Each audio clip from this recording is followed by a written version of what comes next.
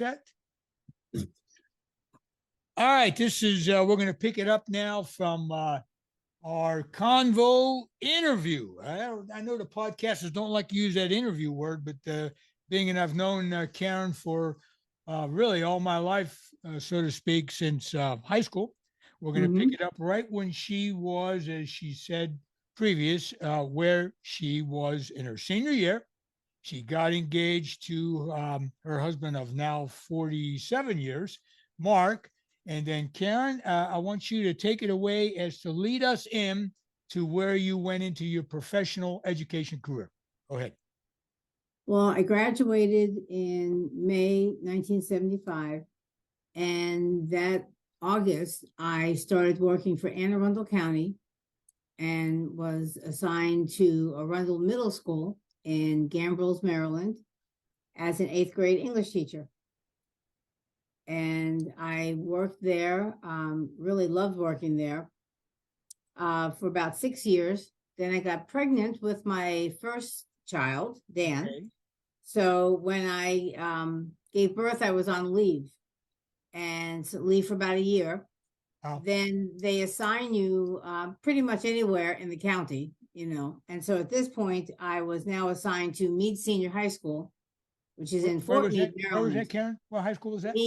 Meade, M-E-A-D-E, Meade. It's Fort Meade, Maryland. Fort Meade, okay.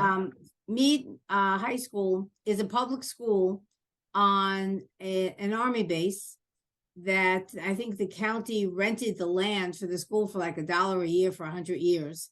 So, but it was definitely a public school, although about a third of the students were military. Okay. And, you know, oftentimes a parent would come in and we'd have to say, no, this is not a DOD school. This is an Anne Arundel County public school, and therefore it's you can't always have the same demands that you have when you went to a DOD school in Germany and Korea and Japan and Spain. So in a DOD school, they could have more demands as a parent? As a parent, perhaps a little bit more say so. Although, you know, in parent-teacher associations, you certainly have a voice as well. But a DOD school is a little bit different. Okay. But here, it's only about a third of the kids are military. And Meade Senior High School is a very interesting school. The kids, oftentimes while I was there, I might have a student in 9th grade, then he would be transferred, and I might not see him again, and sometimes I would see him in 12th grade. So it was really quite a different group of kids. You would see kids walking down the hall in letter jackets that were from every country. Wow. You know, whereas when you're at a community school, you know, everyone's wearing the same letter jacket, the same sweatshirt, the same clothes, you know, put together, you know, the blue and white, if that's their school colors, or red and gold from Wheaton High School. But at Meade, because so many of the kids were military, they were wearing their letter jackets from everywhere. So it was really a very interesting school. It's a very diverse population you had. It was diverse, and I was coaching. And as a coach, which I loved coaching fast pitch softball, which I was retired from playing, so now I was coaching. You're coaching at the school. I was, and actually before I was also coaching at Arundel Senior High prior to coming to Meade High. So I was. Is that a volunteer assignment? Was that a volunteer, or did they come? It's a stipend. It's a stipend, so I was getting paid for that. Not a lot, but I was getting paid. I understand. So I was coaching at Meade and teaching at Meade and loving it. I just thought it was a fantastic experience. While I'm at Meade High School, and this is from 1981 to about 1997. So in the late 90s, a colleague of mine, we sat down together and said, you know, these romance books, you know, there's something about them that I really think this could be something we could do. What do you say we put together a plan and put together a book? How hard could it be, right? Now this is not that it would make a difference, but it's just curious. Is it a he or a she? A she. Okay. We said, so, you know, romance stories, we can do this. I said, I can write good sex. This will be fun. So we sat down together and said, let's make it historically accurate. Okay. And it is historically accurate. And we said, let's plot it out. So we wrote out an outline for 20 chapters. We said, let's have it in Colorado, because having been to Colorado several times with Mark, I loved Colorado. I knew some of it very well. But we're talking in the 90s, when there was no Google then. There was no about 95 is when the computer systems, I think, if I'm not mistaken, started really. There were computers, but what I ended up doing as we started doing the research, I went to the library, did a lot of Xeroxing. You're talking manual labor in a lot of phone calling. I would get in the computer, I would just look on books, research. I was researching and making pictures and describing them, and so that I'd have all my visuals. And this is just from notes, where I would look at, these were recipes from the time period, things that, again, pictures of famous outlaws. And you can see how old this is. This is old school. Absolutely. Xeroxing, Xeroxing. Now let me ask you something. On that note right there, so you're doing all this manual, so is your colleague in this project, right? And yes. You're doing it outside the school system. Oh my goodness, absolutely. We meet at night. Well, I don't want to get you in trouble. They were doing No. This was never during the school day. This was always on the weekends and at night. Weekends and nights. Was she in the same position in life that you were at the time?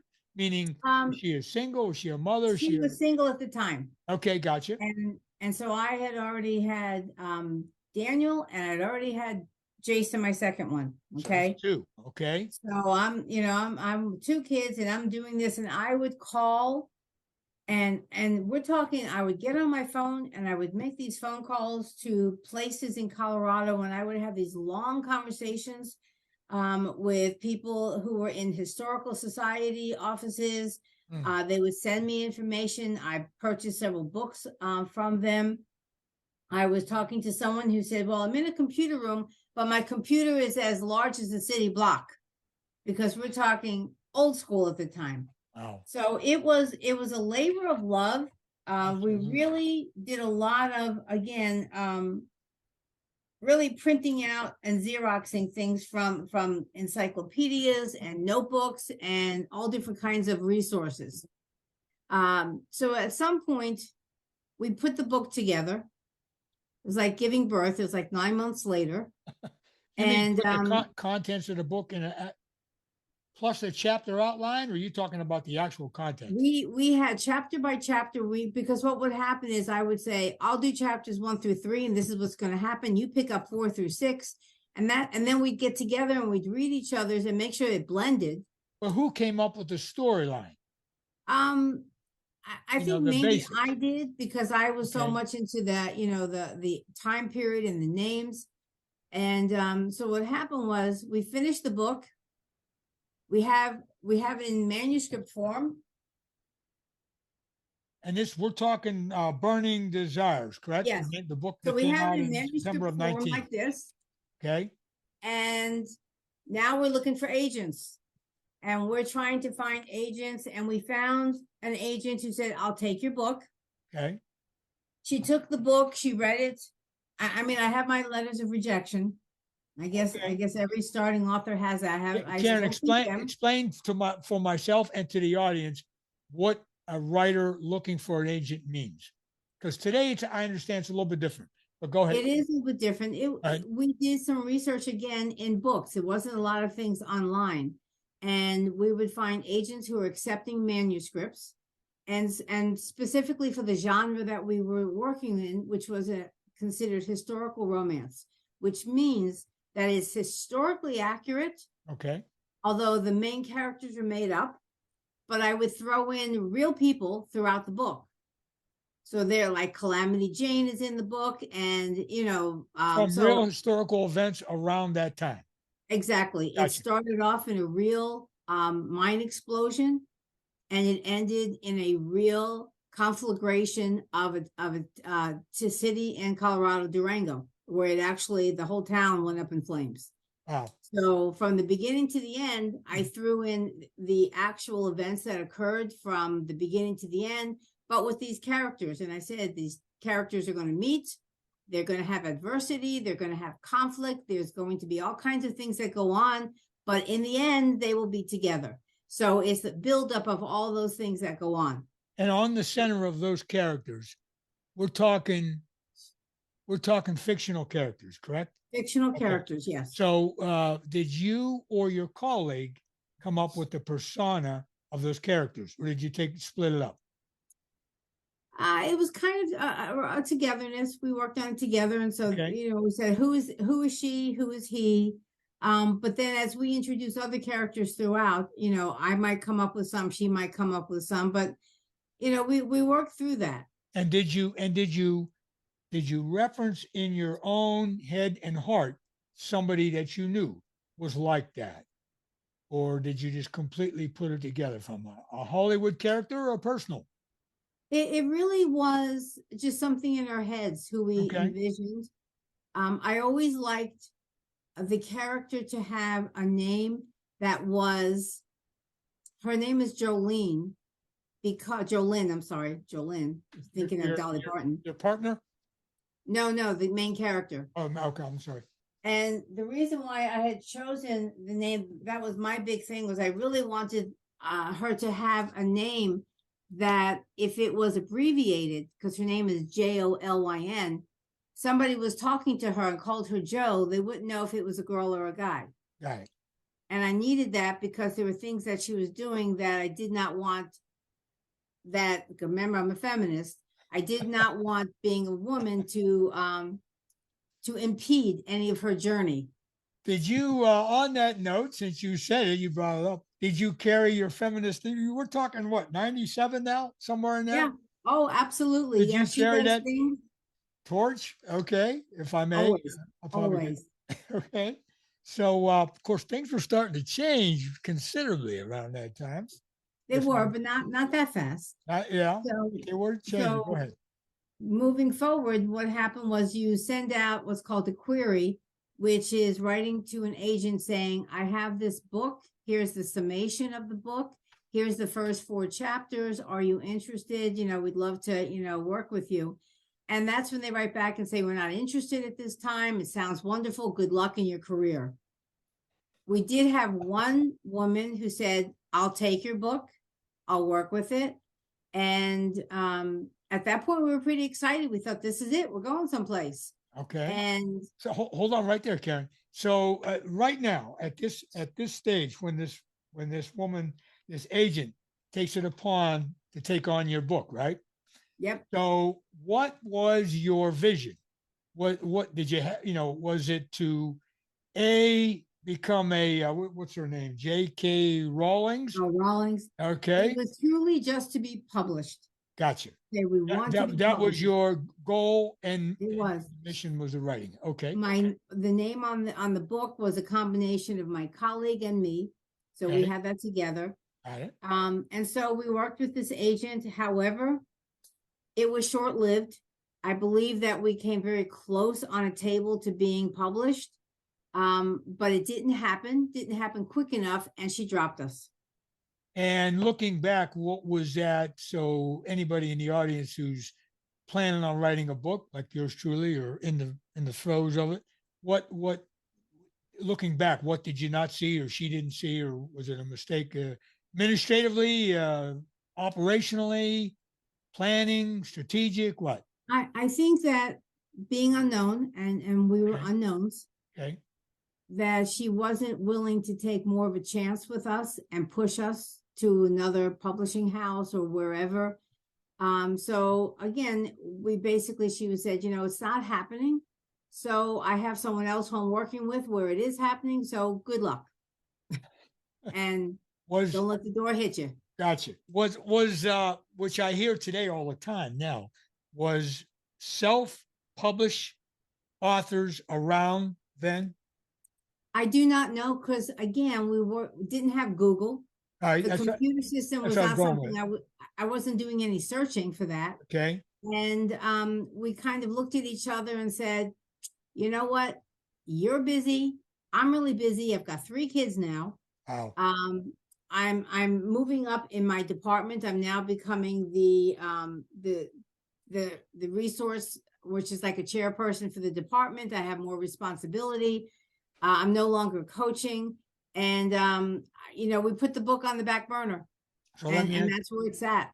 So, was your writing partner, was she into the same level of drive and passion for producing and getting published that you were? Looking back, I think initially okay, we both were, but when it didn't materialize, okay, sadly, because we both had teaching careers and we were both busy, and she was busy with her personal life, I was busy with my personal life.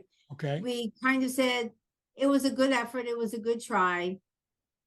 okay. Stop right there, because there's many things I want to go over on that, because this is kind of we're going to tie all this in with some people our age, any age really, with some life lessons. So, did you finished the project as far as the draft? Am I correct? I got that right? Absolutely. Okay. It was ready to go. It was So ready to now go. we're looking at the admin level and the business end of things, if you will, of pushing this out there and getting it done professionally in some shape or form. Correct? Right. Did you do all the edits and everything? You did all that? We did all that we knew to do. Okay, interesting. Okay. We didn't have anyone guiding us to say, you know what, hand it out some more. I mean, I had my slew of rejection letters. Not that curtailed my motivation, not that it slowed me down, but because she and I were both so busy in our careers that we were kind of going in different directions. And what happened at that point was, it's now 1997, and I'm deciding that I need to leave Anne Arundel County. Leave Anne Arundel? I need to leave Anne Arundel County, and I want to enter into Montgomery County. And any particular reason? A lot of reasons that I don't know that would work on.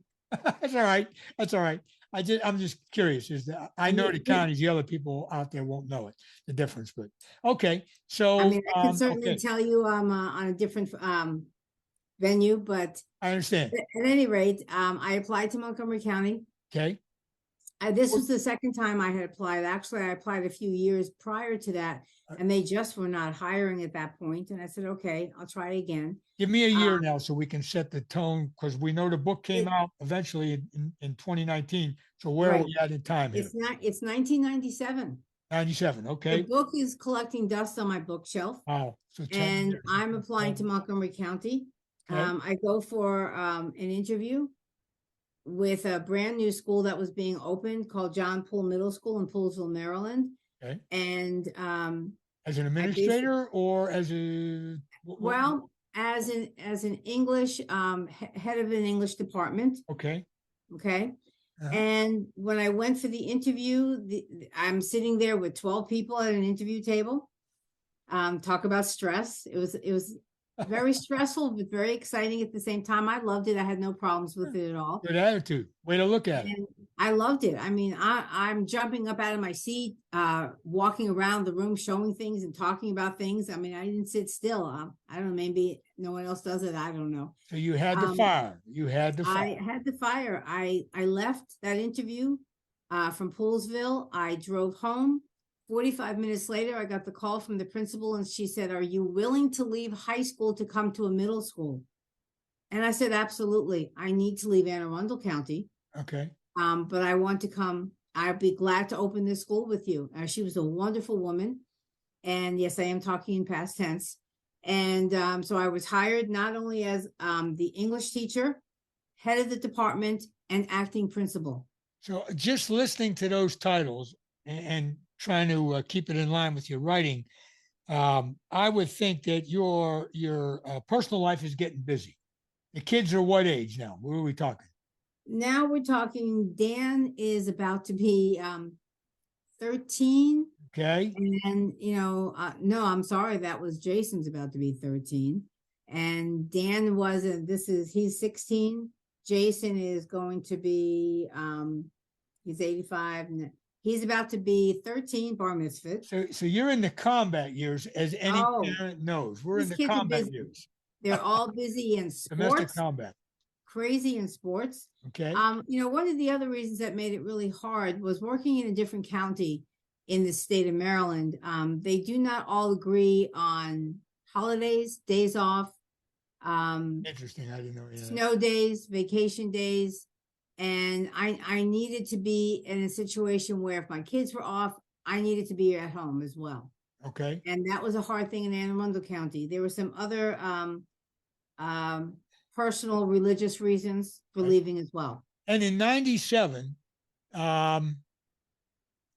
did the administrative bodies of these counties, or either one, did they take into account, were you, I'm sure you were a salaried employee, I'm gathering. Did you have any time that you could allocate to writing? You didn't have any. I really did not do it then, although I was busy writing in other venues. I was involved with a religious organization of women. Okay. And so I was writing plays and songs and parodies that were being performed at conferences. I was involved with someone where I was writing songs and a play for an anniversary for a synagogue. And so did you have time to sleep? Sleep? What's that? I mean, really, on the as we all know, at this stage, we can look back on the smorgasbord of life. Where did Karen go? Seriously, where did Karen? I gave up playing softball. Okay. I gave up coaching. Okay. So this certainly, what is it? A vacuum does not like a void. So I got sucked into something else. Okay. And the writing was because I wasn't writing my novels at this point.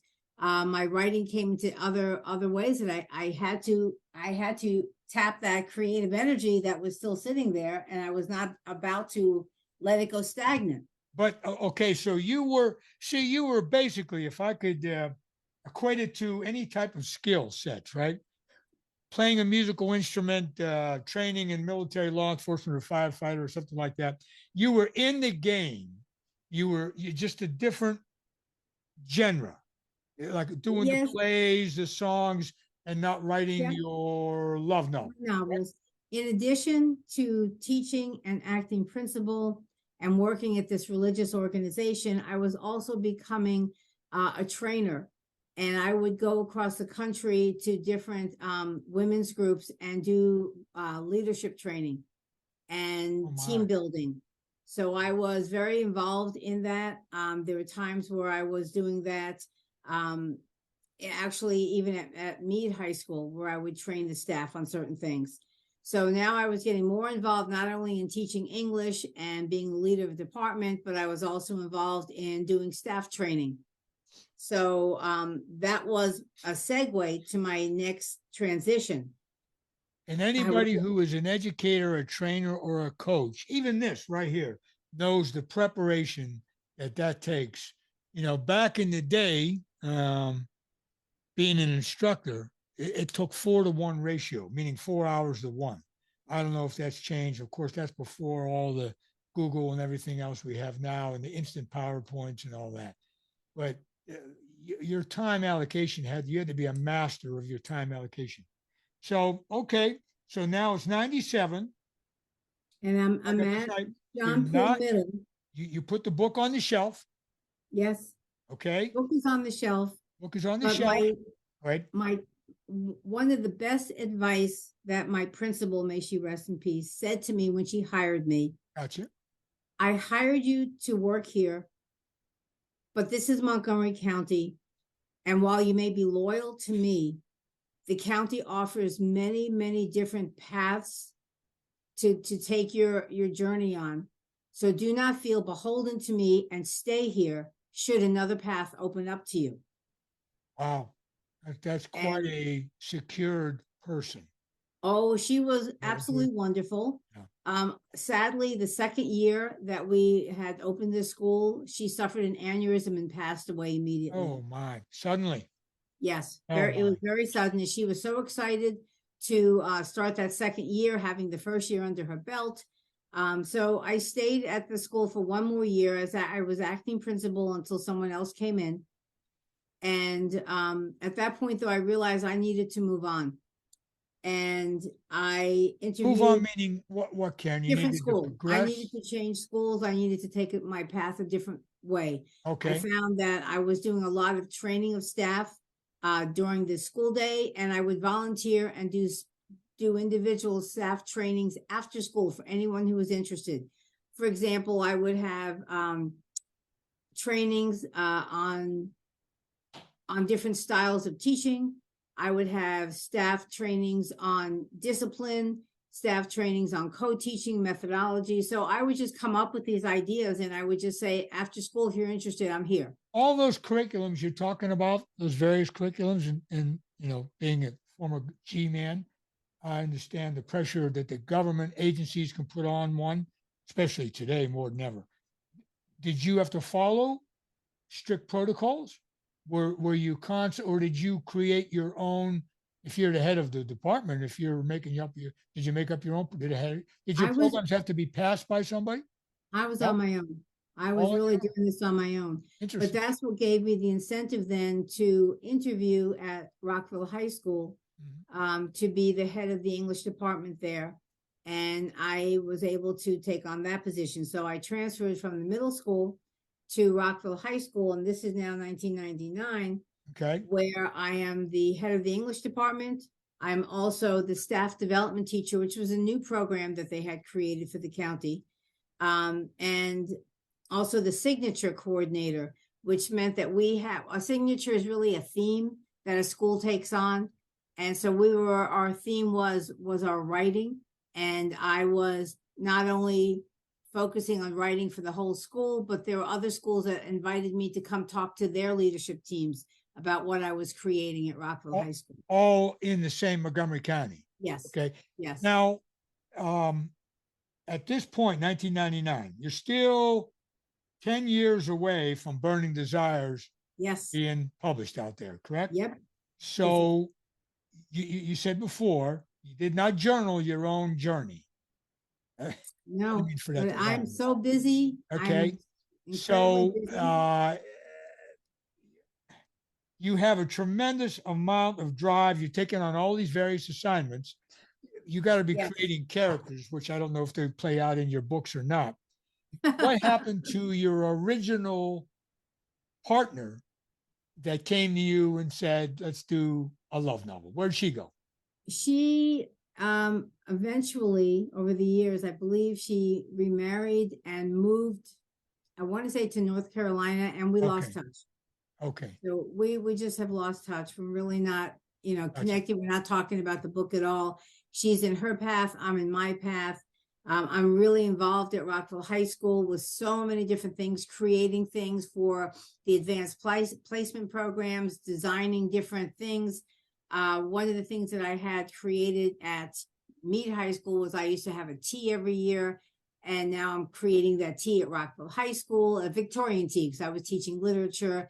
So I'm doing all different things, working with the staff as a staff development person, which was a completely new concept in Montgomery County, and I just embraced it. I loved it. At any point along the line there, Karen, did you ever think you'd get back to writing? There's always in the back of my mind, but there's so many other things going on. I mean, I have 3 kids, they're growing up. I'm dealing with, my mother at this point is ill and she's not doing well. So I'm dealing with that on a daily basis. So everything is like, you want to go forward, but then you get pulled back a little bit. Correct. Absolutely. No, well. So, I'm busy doing that. And then I reach a point at Rockville, which I loved Rockville. I love the staff. I love the administration. I'm getting a lot of extra assignments from the principal, who is asking me to do so many different things. That I said, if I'm doing all these different things, maybe I should also consider going into administration. Okay. And what year now are we talking? Now we're talking 2005, 2006. Okay, so post 9/11, the country is changing, of course. Okay, so take us from there. moving forward from them?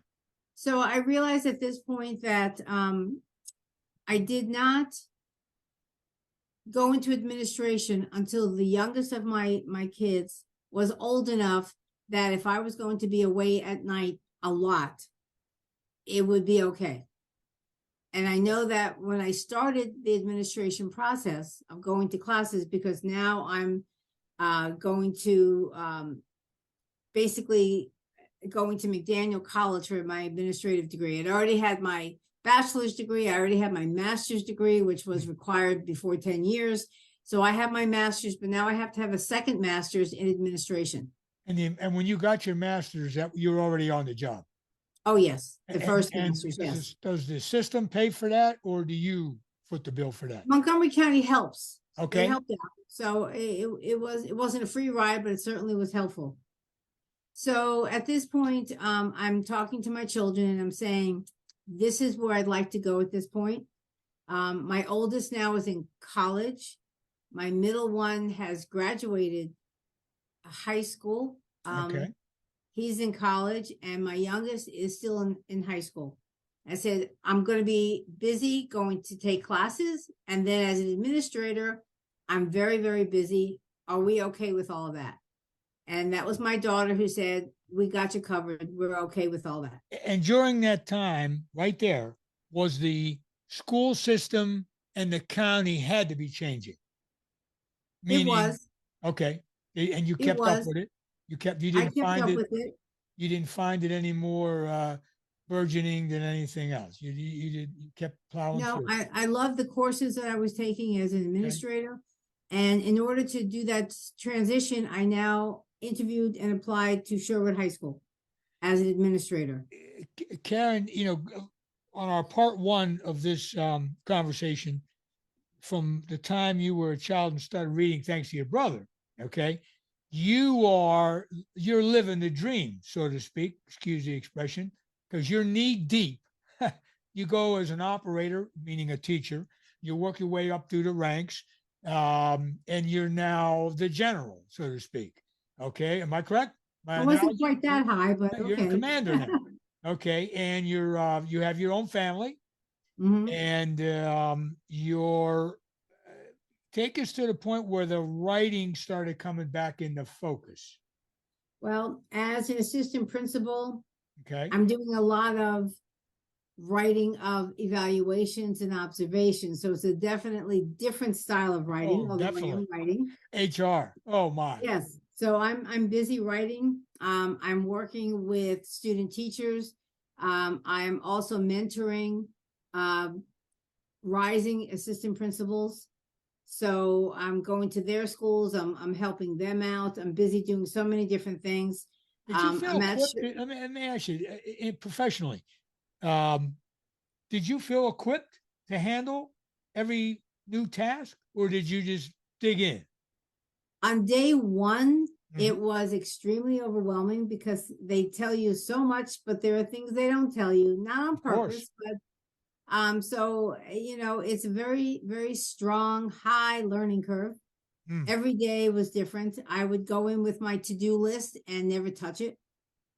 High school starts early, but I would be at school probably between 6:30 and 6:45 and not get home till maybe 5 at night, and then go back for a program at 7. So your stress level was what? If you take the stress on and you enjoy it and you love it, it's like Elvis and his crew staying up all night, or Sinatra and the boys, they didn't care, practice their singing or whatever they were doing, right? Particularly Elvis. But you just got into it and you ate it up. Am I right? I loved it, although I missed teaching. Okay. Because teaching is truly a passion and you love working with kids, and I'm still communicating with some of my former students. Let me ask you something on that. Were the unions, were the teachers in a union at that point? Yes. Did you as an administrator have to do battle with them?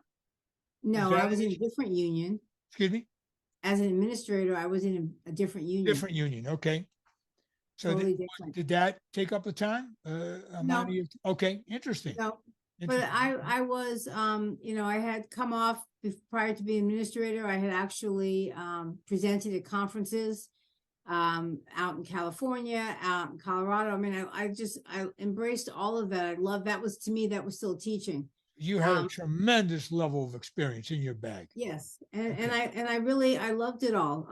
As an administrator, you also work summer schools, and so that was a whole different experience. And working with students as an administrator is a little bit different than working with them as a teacher and a coach. So I've had all those different levels of experience with students and parents and teachers. Which, so if I may, which is the way, and this parlays anybody out there in different fields or even in mine, they know that you walk the walk in every one of those arenas.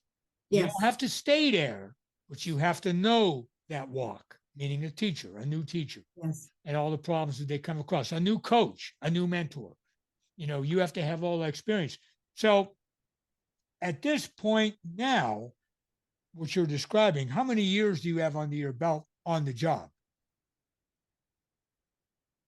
Well, since 1975, this is you're talking 2005 plus now, right? I was in Arundel County for 23 years before I transferred to Montgomery County.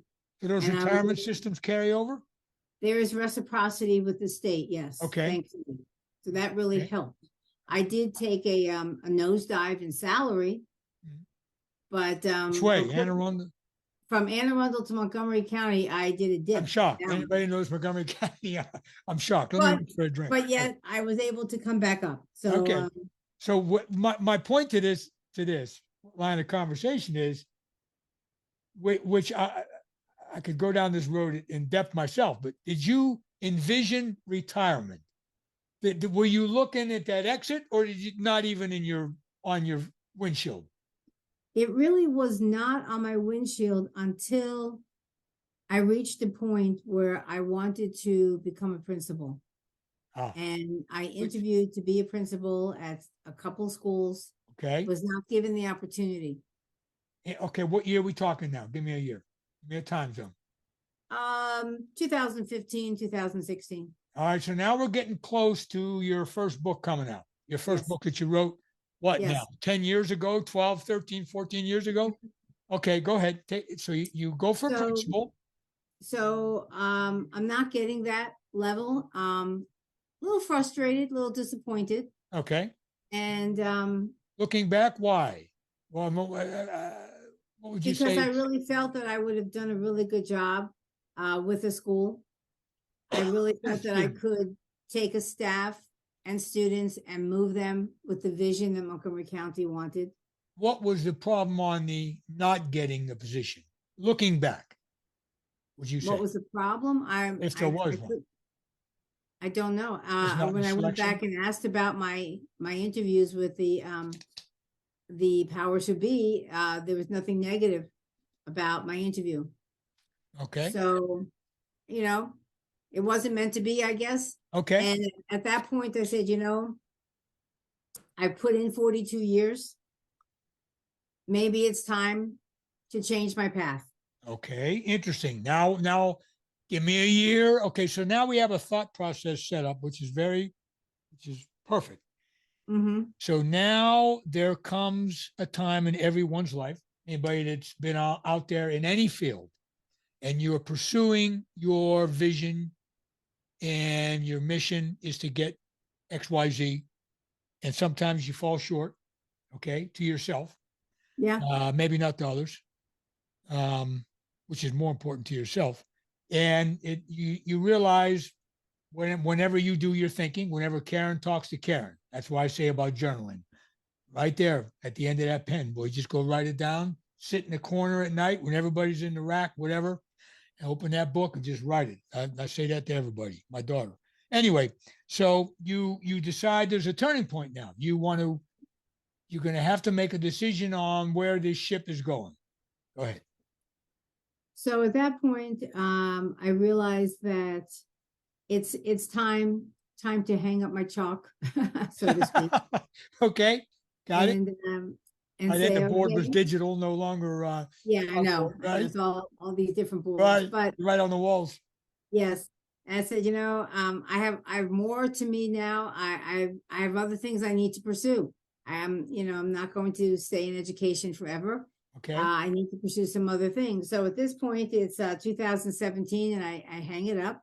Okay, 2017. The one negative I felt bad about leaving my students who were still juniors. Because usually you stay with a group till they graduate, but it wasn't happening. And I said, I've got to go. I'm sorry. I love you, but I need to move on. Beautiful. And the best part of that was that I was invited back to give the graduation speech to my seniors at their graduation. Oh, so that was like exciting. A year later. Yeah. Okay. So that was really special. But at this point, while I'm now recovering from 42 years in education, you're retooling. I'm retooling, saying, now what? And I'm dusting off my bookshelf, and I say, aha, it is time to deal with this book. Okay. And so at this point, I locate, and it wasn't easy, I locate my former colleague. Wow.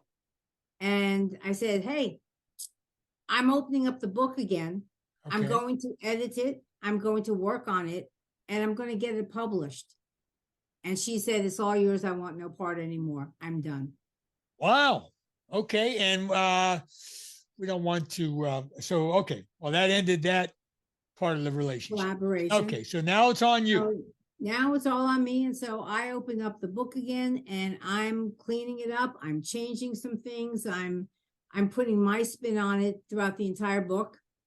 And realizing that when you do work with someone, it's difficult because sometimes things didn't gel, or I'm talking about something in chapter 8, and then I talk about it again in chapter 12, but I didn't write that chapter initially, so it's not consistent. The consistency was an issue. And so you're going back and you're really critiquing what you did before. I'm critiquing, I'm revising, I'm re-editing, I'm honing this book. Okay. And how long is this process, looking back, just capsulize it for us, how long is this process taking? This is taking several months. And you're on it full time? I'm on it full time because I'm not working. I'm not going back to substitute. I'm done. So you're dug in, you're doing your passion, you're on it. I had to get it back onto my computer because this book was on a floppy. Oh my. Oh, so you had technical issues to deal with.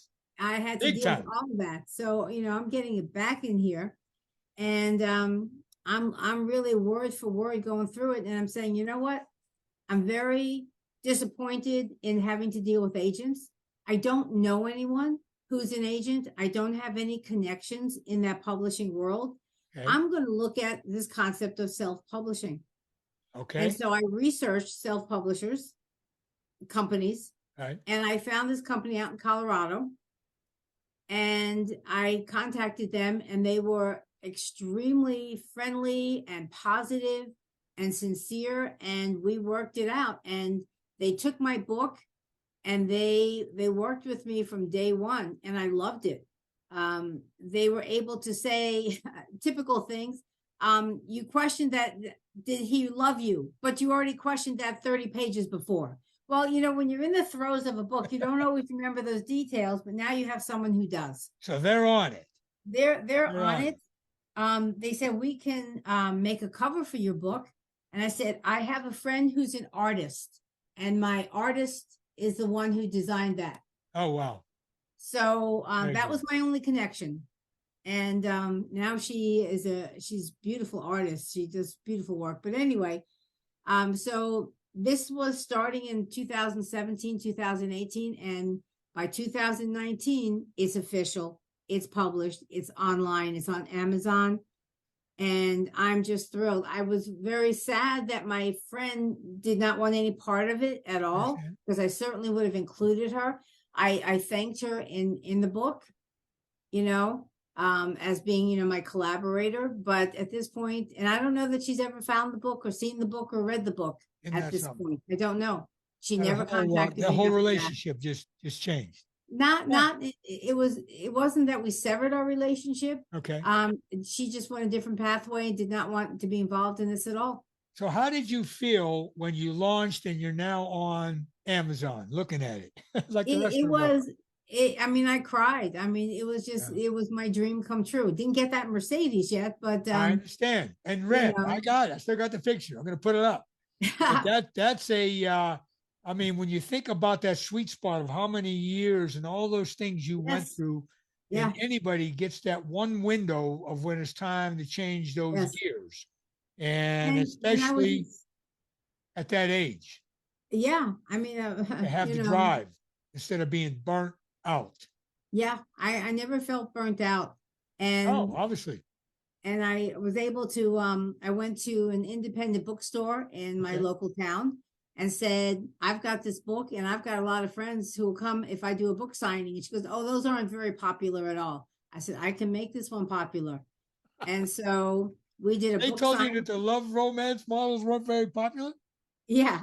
Well, the book signings weren't very popular. Again, Oh. I'm an unknown. I'm not, I'm not Nora Roberts. I'm not Jodi Picoult. I'm not Stephen King.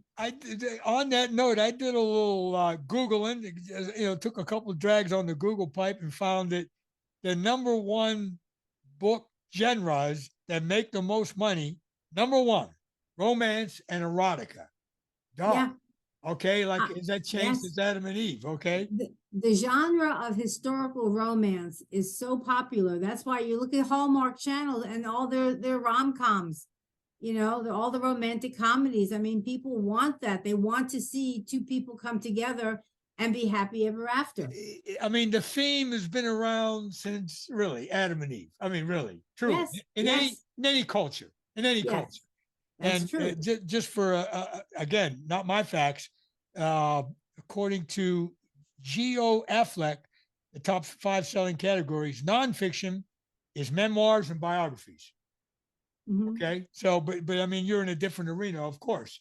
By the way, the market on that is 1.4 billion with a B Bravo. I cannot tell you how many men came to my book signings and said, "This is for my wife. She loves these books." Sure. Like 50 Shades of Grey, like, if you know the story about that one, right? Hordes of women going to the theaters 4 times in a row to go see the same movie. That's right. I kept saying, get to page 120. That's where it happens. There it is. So, okay. So you got Burning Desires out. You accomplished a lifelong mission, goal and objective. And were you already writing Purple Passages? Which is not yet, but as soon as Burning Desires was done, I said, I'm not done. I said, but I've been in education for 42 years. I can do another romance. I said, but I'd like to write about what I know. And Karen? Would you say, expound on what that? I know is I know student life, I know teacher life, I know administration life, I know being a parent. And I felt that oftentimes in books, especially dealing for young adults, that there's always a backstory that not everyone knows about. And that was my goal when I would write my next books.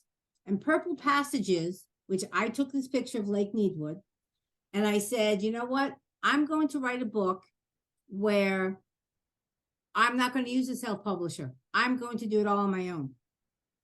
And so this book was burning in my head. The whole package on the whole process myself. Okay. And this theme, this plot was in my head for years. I just never found the time to write it. Expound on the plot just in general. Give us the overall. I'd always felt that with teenagers, there was so much more than just relationships. But I was talking about in my head the time when HIV was such a scare. Okay. And people were afraid to see each other, or touch each other, or visit someone who had HIV. And so my concept was, what if I had a relationship where a boy and a girl are together and they don't realize that the boy was infected with HIV? How's that going? What's going to happen with that plot? And so that's really where the book is about. The title, which it had 2 different titles. The first title, my husband came up with the title, And I immediately printed it and then said, no, that's not it.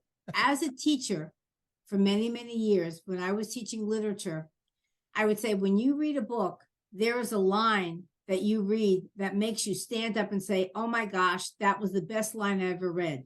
I said, those are called purple passages.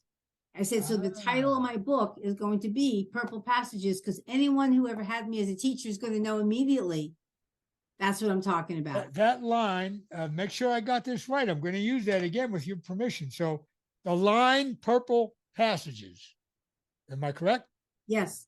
Meaning that's something that you read, a line, something. A line, a quote. A quote, a saying sticks out above all. I mean, you can think of in any book right now, or even a line from Elvis, sure. A quote from him that sticks to your heart. Thank you very much. And you can quote it immediately. That's a purple passage, and that's why that was my description of them. I had in all my years never heard that. That well, I made it up. No, I made it up. That's something. Okay, so I said, so you poured out of me. Were you in the school system during HIV? I guess you were. Yeah, of course. Yes. Okay. But what happened was, this book was always in my heart and in my head, but I never got to sit down and write it.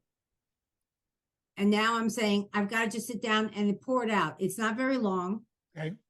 But what I did was I said, you know what? I'm going to bypass the self-publishing route, and I'm going to do it myself through Amazon. And Amazon does allow you to do your own printing. However, personally, I was very disappointed in it because I did not like the font. I did not like the way it looked. Okay. Professionally. Do they confab with you on that? Do they confer? They do not. No, Okay. It was just, here's my manuscript, upload it, and it's ready to go. Interesting. I gave them the picture for the cover and everything else inside. It's all me 100%. So are there some typos here or there? Are there some mistakes? Not a lot. I mean, I'm an English teacher, but still you always read, you always find mistakes. So I wasn't really happy with it. Did you do an ebook or a Kindle edition on? There's a Kindle. There's always a Kindle. Okay. But I was disappointed in the quality, the professional quality. I said, I'm an English teacher. I'm an author. I wasn't happy with the way it turned out. Interesting. Okay. I like the plot, and my friends who have read it have liked the plot. I also felt that it took me so long to write it that HIV was no longer had the same impact as when I had the book in my head. Okay. So I felt it was past its time. From the time you put pen to paper or digital, I would imagine, typing, how long to the time you got it out? This poured out in a few months. Wow. I mean, it was inside me from beginning to end. I barely took notes. If anything was like journaling, this book was like journaling. Very good. So there are segments of the book, if you will, from characters or situations that you've seen in your personal life or administrative life or whatever. You've used that as a reference. But a lot of it, the way it ends, was a lot of what ifs. Okay. What if, So that came out, and like I said, it came out very quickly. And then I said, I'm not done. Wait a minute, that came out right before, if I'm not correct, January 2020, right before the pandemic hit the deck, before it really opened up. I think that was my first shoulder replacement. Anyway, so did that affect anything? No, it wouldn't. I wasn't able to get out there and do any type of marketing the way I did with Burning Desires. How about social media at this point?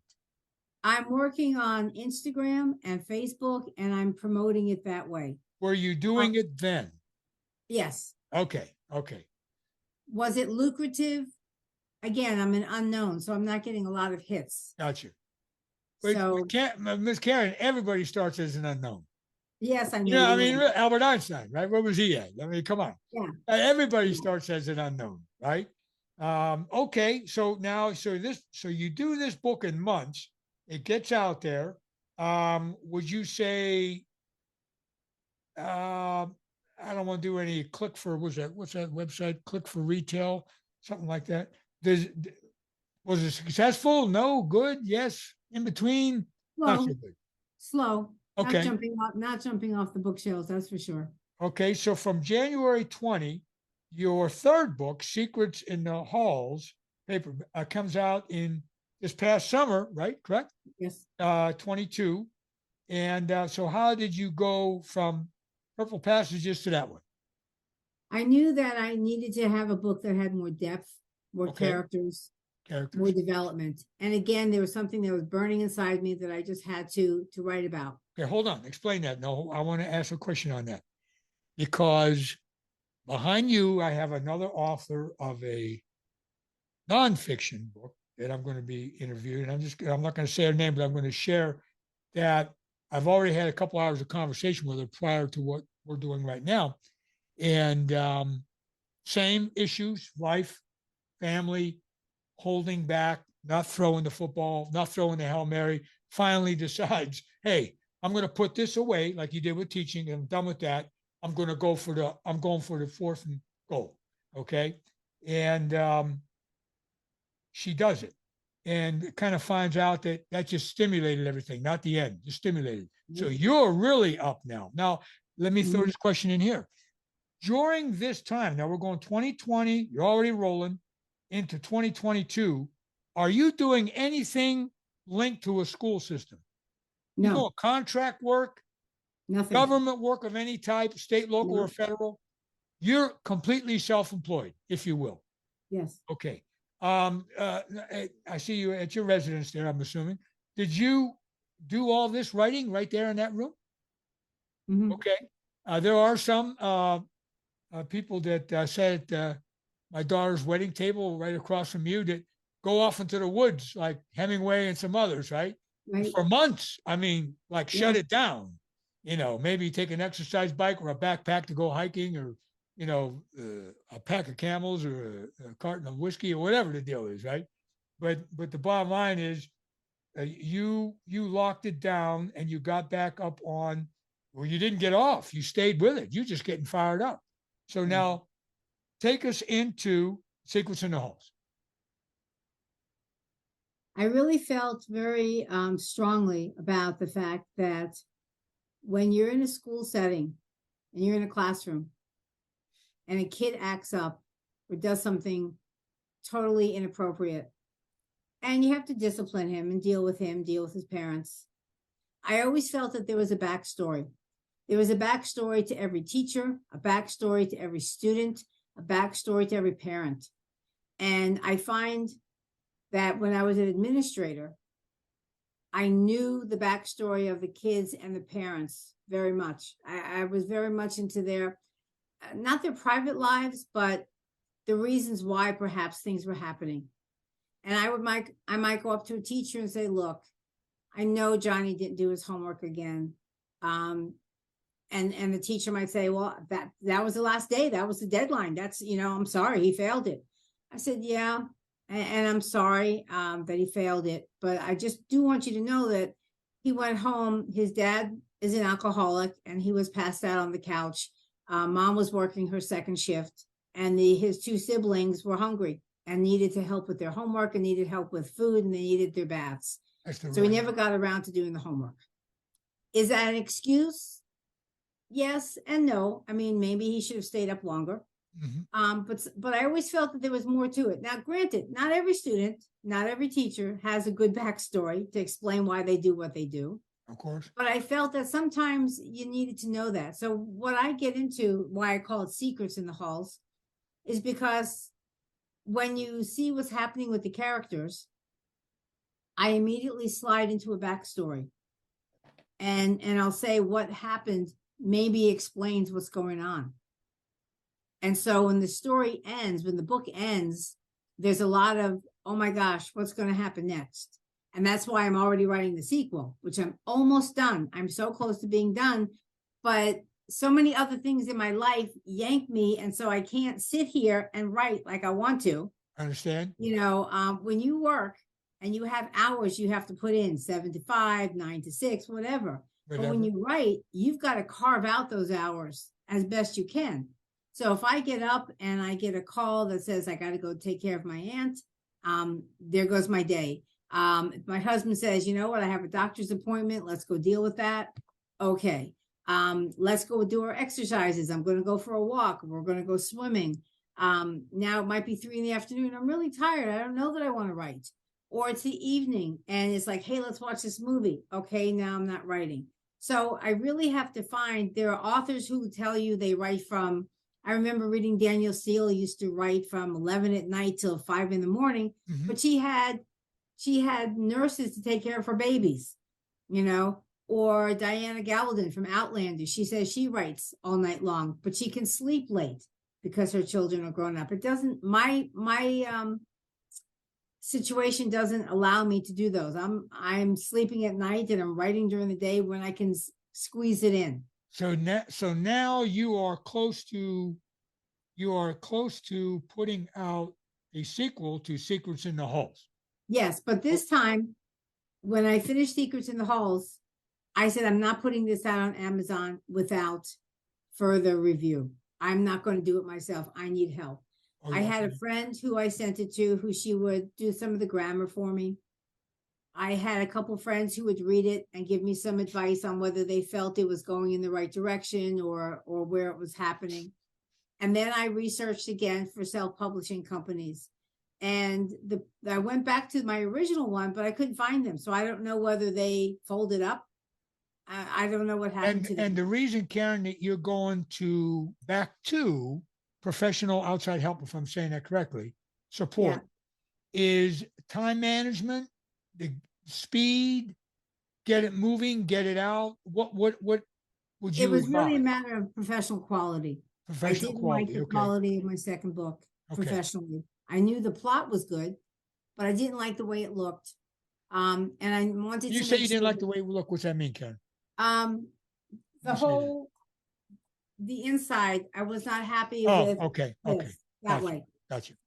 The plot I liked. Yeah, the plot you liked. Content was fine. The characters were fine. Okay. I just felt it was not as professional as it should be. Okay.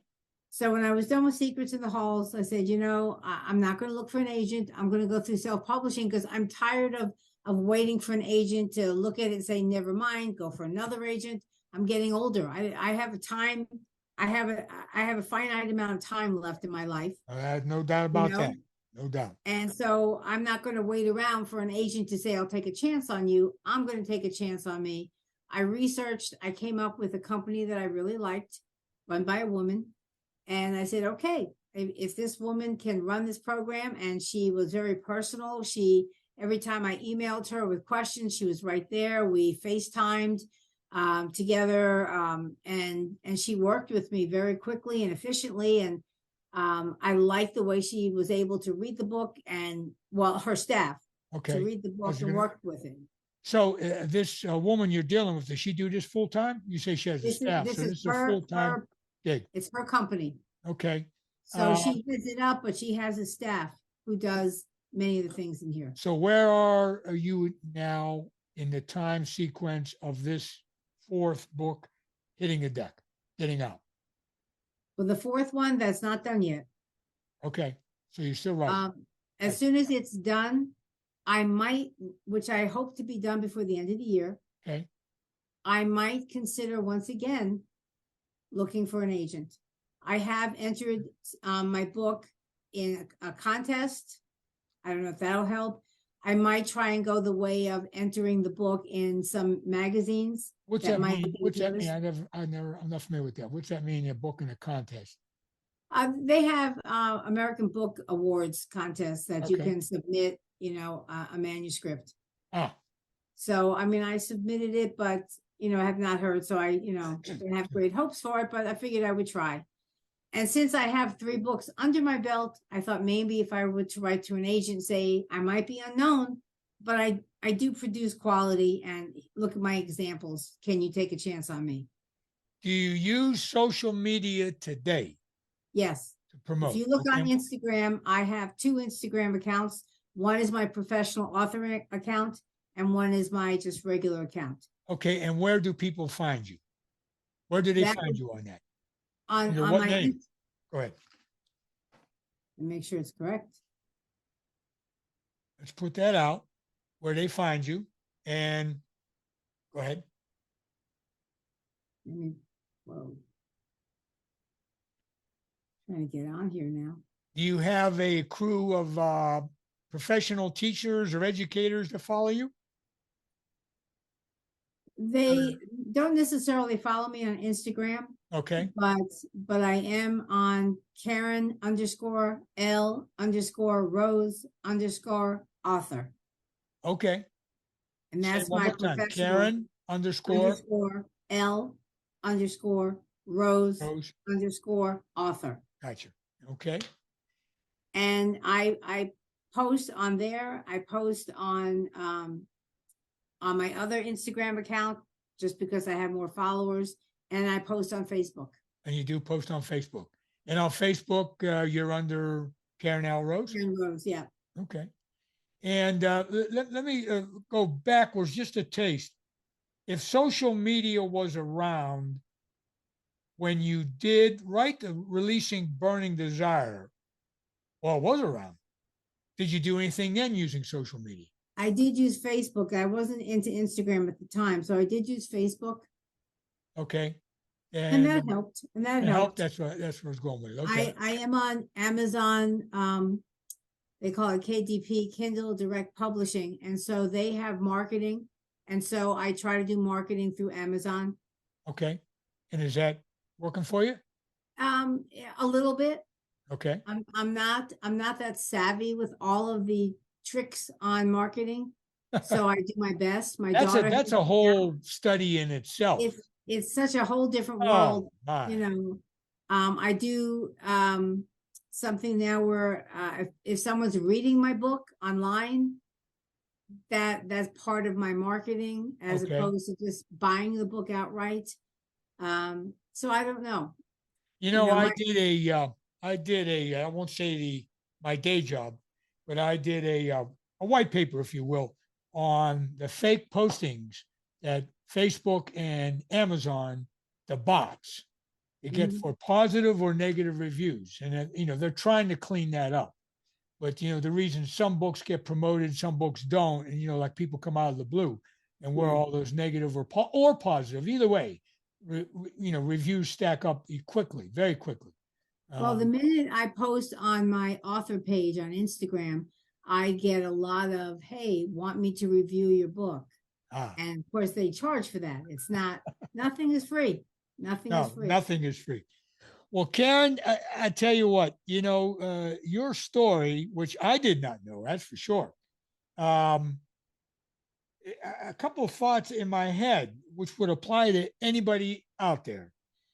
Time management. You have 24 hours, maybe. I have 24 hours, maybe.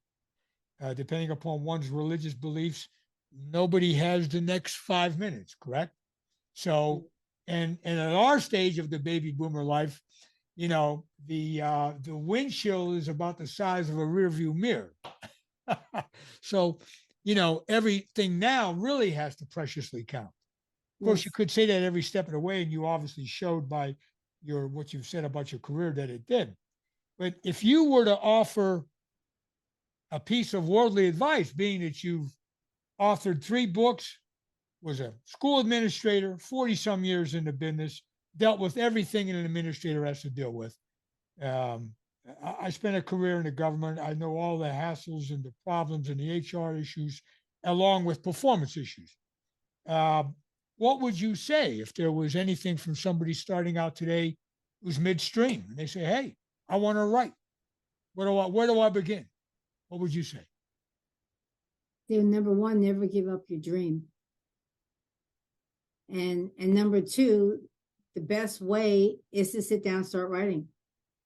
Because what can happen is if you stare at that blank page, nothing's going to happen. When I used to teach creative writing for many years, and kids would say, I don't know what to say. I don't know what to say. I said, don't worry about what you're saying. Just start writing, start talking, start thinking, and things will come together for you. And when you were doing that first book, did that flow happen? It really did. It did. The flow The funny part of that was I was working downstairs in the library, and I've got 3 kids, and the door is closed, and I have pictures all over, just like I have in here, of the fauna and the topography and the geography and the mountains and my characters, and I'm in the middle of a sex scene, and I'm really, I mean, I'm deep into the sex scene, and all of a sudden, Mom, I'm really tired. Can you come read to me? Okay. So, yeah, that happened. I mean, and may I add again, you will see it eventually, very shortly after we go live with yours, is that the other woman I'm talking about that wrote the nonfiction mental health book, ditto, exact same thing. And I asked her this final question.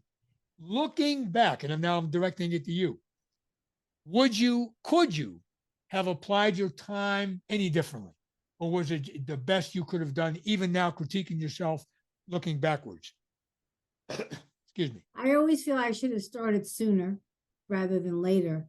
But the experiences that I had have all helped me develop and channel everything into my books. So all the experiences, piled one on top of another, came out and they helped you in the books. I don't want anyone reading my books to say, "Oh my God, is she talking about me?" Because I'm not. Meaning another person, not you. Or right. Okay. Right. Gotcha. Was I that teacher? Was I that administrator? Was I that parent? And there's no judgment. But we are, being in education, it's a people business. It's not a number business, although unfortunately sometimes we have to work only with numbers. How many students, how many staff, but we are a people business, and we're dealing with kids who are changing every single day. We are dealing with adults who have their own individual issues and challenges in their lives. And we can't forget that. And so for me, that's, where I am with my books. I might go back and do another historical romance. Okay. I'm not done with that, but I do need to finish the sequel and see where we go. So you have the fire burning. It's rolling. I do. I would love for Reese Witherspoon to pick up my book and put it in her book club. I would love to see her make a movie out of one of my books, but well, stranger things have happened, right? I've read up on Ms. J.K. Rawlings. Am I saying that correctly? Yep. And she just whooped everybody's tail. Yes. Everybody. And I'm not going to repeat. Everybody can Google it, but she had quite a dark time in her life. Yes. 7 years prior to the series Harry Potter coming out, and no more. That's for sure. But then, even now she's catching a little flack. But that's just the way the world is today. Well, Karen, I'll tell you what. This has been very educational. There's many aspects that I'm sure people can apply to what they're doing in any field. If you're pursuing that vision, you just stay on it and you plow and you deal with it. And there's pain and suffering with anything. It's just the way it is. I mean, it's just the nature of, I say man, that's just a phrase, nature of man, woman. I know you're a feminist. Don't throw anything through the screen. It's okay. But you dealt with all that. Speaking of that, did you ever find any, what's the word I'm looking for? Did you ever find any anti-woman that is sexist holds you back of anything of that nature? Ever? Or was writing not in that arena? Would you say? If you can. No.